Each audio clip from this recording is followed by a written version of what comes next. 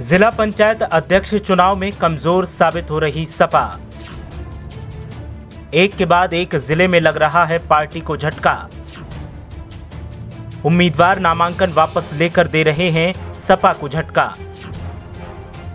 अब 3 जिलों में सपा उम्मीदवारों ने वापस लिया नामांकन। तीनों जिलों में बीजेपी के उम्मीदवार निर्विरोध हुए निर्वाचित। देखिए नामांकन वापसी के पीछे आखिर क्या है वजह।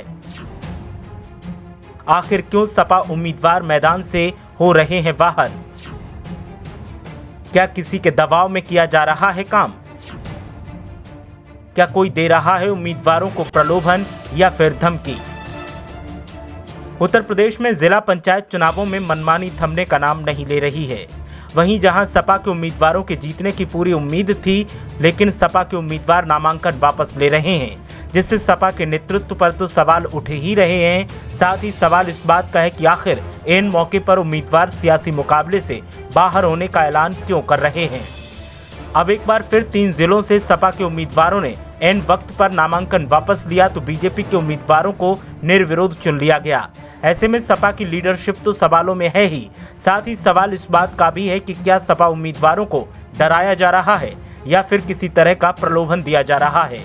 साथ ही सवाल इस बात का भी है कि क्या किसी के दबाव में सपा उम्मीदवार ऐसा कर रहे हैं।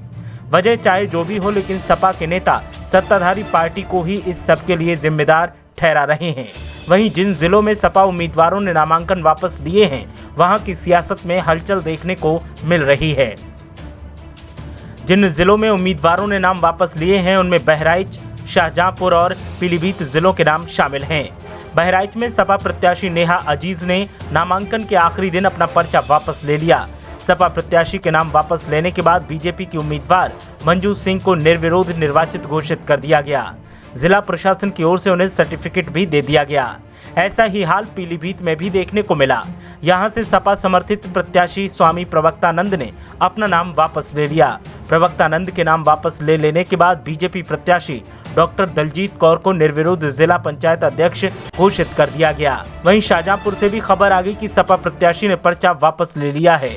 यहाँ बीजेपी जिला पंचायत प्रत्याशी ममता यादव जिला पंचायत अध्यक्ष घोषित कर दी गयी। डीएम इंद्र विक्रम सिंह ने सर्टिफिकेट देकर ममता यादव के निर्विरोध निर्वाचित होने की घोषणा भी कर दी। वहीं सहारनपुर में भी इसी तरीके का हाल देखने को मिला, जहां बीएसपी उम्मीदवार ने अपना नाम वापस ले लिया और बीजेपी उम्मीदवार निर्विरोध निर्वाचित घोषित कर दिए गए। सहारनपुर में आरएलडी और सपा ने अपना उम्मीदवार नहीं उतारा था। एक के बाद एक जिले में नामांकन वापसी की वजह से सपा जीती जिताई सीटों पर भी चुनाव हार गई और अब सपा की टॉप लीडरशिप पर सवाल उठने लगे हैं। लेकिन एक जिला ऐसा है जहां अब सपा और बीजेपी में आमने सामने की जंग देखने को मिल रही है। आजमगढ़ में निर्दलीय प्रत्याशी जयप्रकाश यादव ने अपना नामांकन वापस ले लिया, जिसके बाद मैदान में 2 उम्मीदवार बचे हैं। अब लड़ाई सपा के विजय यादव और बीजेपी के संजय निषाद के बीच होगी। इस तरह अब बीजेपी के 21 कैंडिडेट निर्विरोध निर्वाचित हो गए हैं।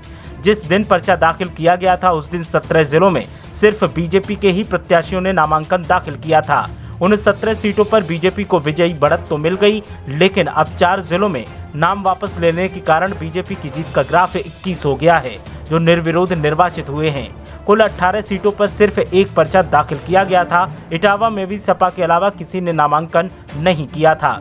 इस तरह 22 सीटों पर चुनाव नहीं होंगे। अब सिर्फ 53 सीटों पर 3 जुलाई को चुनाव होगा। देखना यह है कि इन सीटों पर कौन जीत का परचम लहराता है।